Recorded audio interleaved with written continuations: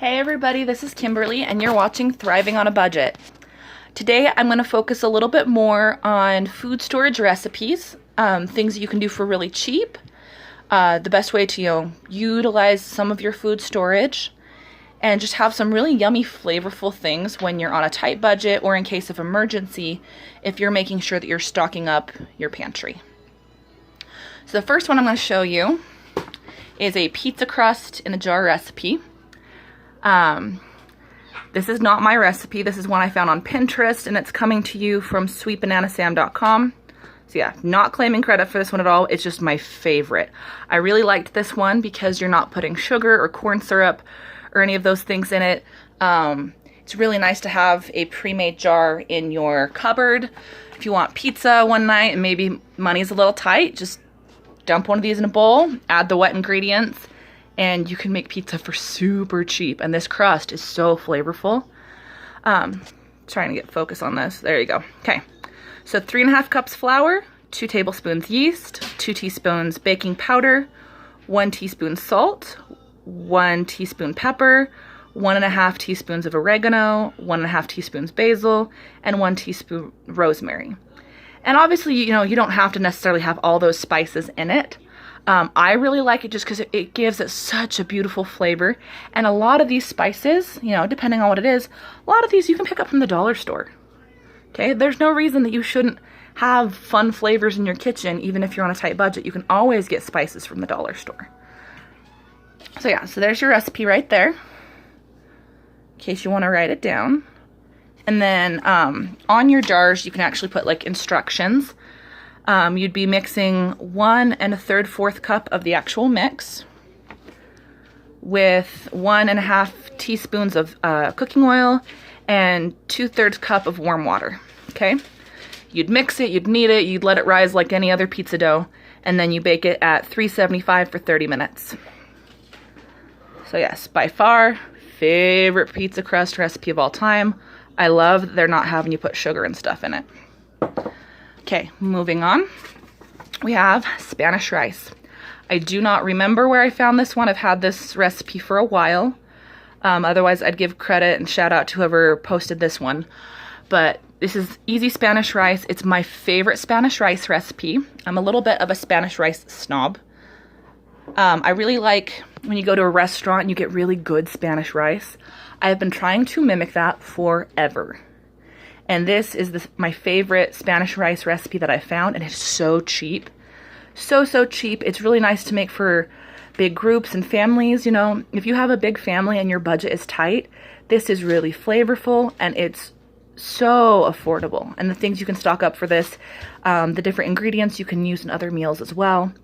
So you're going to start off with, wrong card, sorry, this one. Your 2 cups of rice, just dry rice. And in this case for me, I'm using bouillon just because it's really cheap. It's got a long shelf life on it. So that's why I use it. If you want to use bone broth or something organic or whatever, something healthier, that's okay. This is what I'm using. This is what I'm using for the fact these are food storage recipes. That's really cheap and affordable. It's got some flour from my mix on it. So yeah, I highly encourage people that are starting off with their food storage or just trying to stretch their budget to stock up on bouillon. You can make soup with this. You can add flavor to beans and rice. You can do all kinds of things. If you just have dry ingredients, all you have is your wheat, your rice, your beans, and you're storing that for, a year's worth, 2 years worth, whatever. That's awesome. But if you don't have flavors, you're going to be miserable. You're going to want, some of these spices. You're going to want chicken broth. I really, really encourage you to stock up on some of this. So since I'm doing bouillon, it's going to be 4 cups water and 4 teaspoons of bouillon, or the 4 cubes, if cubes are what you have. Okay, and then half a can of tomatoes. So for me, this is one of these 14.5 ounce cans of tomatoes, just half of that for the amount of rice that I'm specifying. If you're making a bigger amount, obviously you can do a couple more of these.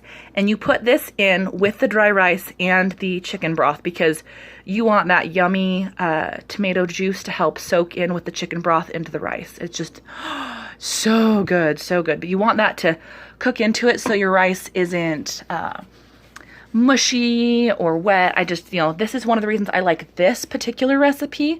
Is some of the other ones I found is they're like, okay, cook rice and then mix all these wet ingredients to it afterwards, and that just made it clumpy and slimy, and I was just not a fan. So you're putting those tomatoes and chicken broth in with the dry rice. You could put this in your rice cooker, or you could put it on your stove, bring it to a boil and simmer it. My rice cooker recently broke, and so I've been doing this on the stove. And then just a couple of dashes of cumin. You can get cumin at Winco or a couple other places. Sometimes you can get little pouches of cumin in the Hispanic food section of certain grocery stores, and it's a lot cheaper to buy those little pouches rather than to buy a whole jar, because when you're buying a whole jar in the spice section, it sometimes gets pricey. But check out the Hispanic food section at your store, or you can get it in bulk at Winco. So cheap. So yeah, so simple food, but it's so delicious. Look how pretty that looks. Look how pretty that looks. That is yummy, yummy rice. That is my favorite rice ever. So yeah, so simple. All you're doing is rice, broth, canned tomatoes, and cumin. And you can make huge portions of this for a big family for very, very, very cheap. So yeah, so our pizza crust, our Spanish rice, jar, and then something on the stove or whatnot. But these are just super easy recipes, some of my favorites. I hope this gets you thinking, so when you're working on your food storage, you're thinking about flavor, because that's really going to matter to you in the long run. But I hope this video was helpful, and I hope you all have an awesome day.